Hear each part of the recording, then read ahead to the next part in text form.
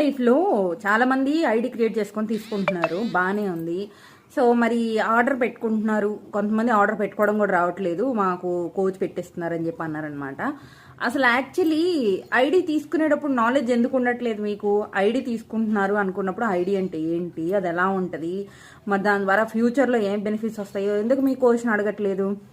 సడన్గా కోచ్గా కన్వర్ట్ అయిపోవటం, వాళ్ళు చెప్పిందల్లా విని ఆర్డర్ పెట్టేసుకోవడం, తర్వాత ఎవరికన్నా కస్టమర్ ఐడి ఇవ్వాలన్నప్పుడు కోచ్ చెప్పకపోతే ఇక మా మీద పడటం అనమాట. ఐడి నెంబర్ అంటే ఏంటి, అది ఎక్కడ ఉంటుంది, మీరు చూసి ఇవ్వగలరా, మా కస్టమర్కి మీరు ఐడి క్రియేట్ చేసి ఇవ్వగలరా అంటే మా వల్ల కాదండి అది. సో ట్రైనింగ్ అనేది ఖచ్చితంగా ఉండాలి, కోచ్ అనేది కరెక్ట్గా ఉంటేనే మీకు గైడెన్స్ అనేది కరెక్ట్గా వస్తుంది.